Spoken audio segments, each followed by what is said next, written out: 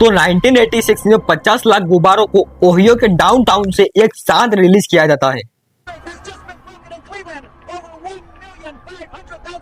यह सब इसलिए किया गया था कि क्लीवलैंड का नाम दुनिया के मैप पर प्रोमिनेंट हो और साथ ही चैरिटी फंड रेजर के तौर पर भी किया गया था। इसको एक जबरदस्त इवेंट के तौर पर याद करने के बजाय इस सिटी के लीडर्स ये प्रूव करना चाहते थे कि क्लीवलैंड एक मिस्टेक नहीं है और वह दुनिया के वर्ल्ड क्लास सिटी बनने के प्रोसेस में है। पिछले साल डिज्नी आइलैंड ने एक गिनीज वर्ल्ड रिकॉर्ड बनाया था एक साथ सबसे ज्यादा बलून लॉन्च करने का। तो इस सिटी के बड़ों ने सोचा कि शायद इस चीज में डिज्नी को पीछे छोड़कर हम क्लीवलैंड की खराब इमेज को ठीक कर पाए। तो कुछ ही अरसे में यूनाइटेड वे ऑफ क्लीवलैंड ने अपना जबरदस्त प्लान बनाया कि ये लोग 15 लाख बलून्स को एक साथ शहर के ऊपर लॉन्च करेंगे। इस इवेंट में 6 महीने लग गए थे प्लानिंग करते हुए और साथ ही एक सिटी ब्लॉक जितने बड़े नेट को बनाते हुए हजारों लोगों ने इसमें वॉलंटियर किया था गुब्बारों को फुलाने के लिए। और फाइनली 27 सितंबर 1986 को बलून फेस्टिवल का दिन आ जाता है। जब इस फेस्टिवल की आखिरी तैयारियां चल रही थी तो इसके साथ ही इसी शहर में ईस्ट साइड पर लेक एरी में एक अलग कहानी चल रही थी।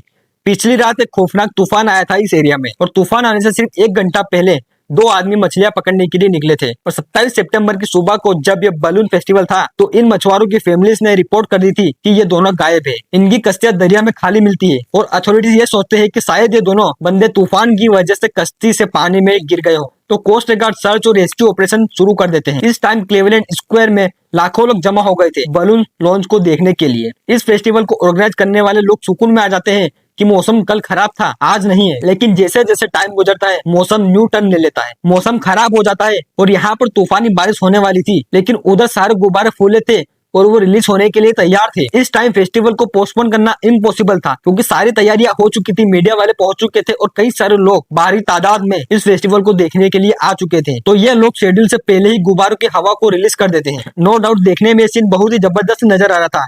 क्वीनलैंड सिटी के लिए बड़ी अचीवमेंट का दिन था, लेकिन बदकिस्मती से ये प्राउड मोमेंट ज्यादा देर तक नहीं टिकता और बलून जैसे ही हवा में उड़ते हैं उसके बाद मौसम खराब हो जाता है। जब बलून से छोड़े गए तो आकाश में ऊपर उठे जरूर, लेकिन थोड़ी ही देर बाद बारिश की बूंदें बलून्स को भारी करने लगी।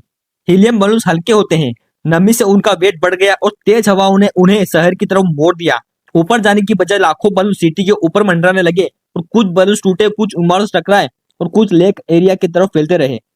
पूरी लेक एरिया में बलून ही बलून हो गए और फिर उसके बाद दिशा बदली। तूफानी हवाएं बलून्स को एयरपोर्ट की तरफ ले जाती है और थोड़ी देर में एयरपोर्ट गुब्बारों से भर जाता है और फिर सारी फ्लाइट्स को कैंसिल करना पड़ता है। ये गुब्बारे सड़कों पर ही उतरना शुरू हो गए थे। बहुत सारी गाड़ियां की एक्सीडेंट होने के बाद सड़कों को बंद कर दिया जाता है और फिर बुलडोजर आते हैं सड़कों को गुब्बारों से साफ करने के लिए। जब ये सब हो रहा था तो कोस्ट गार्ड अपनी सभी भी उन 2 मिसिंग मछुआरों को नहर में ढूंढ रहे थे। जब ये सब हो रहा था तो कोस्ट गार्ड अभी भी उन 2 मिसिंग मछुआरों को नहर में ढूंढ रहे थे। लेक एरिया में बहुत बड़ी तादाद में ये गुब्बारे गिर गए थे, पानी में हर तरफ गुब्बारे थे और इनमें उन 2 बंदों को स्पॉट करना इम्पॉसिबल हो गया था। इन गुब्बारों के लॉन्च होने के 2 दिन बाद 27 सितंबर को कोस्ट गार्ड इन 2 मिसिंग बंदों को ढूंढना बंद कर देते हैं और कुछ दिनों में इन 2 मछुआरों की बॉडी पे रहकर किनारे पर आ जाती है। जब बलून फेस्टिवल 1988 का गिनीज बुक वर्ल्ड रिकॉर्ड में तो ऐड तो हो गया, लेकिन ये आखिरी एडमिशन था इस तरह के फेस्टिवल का।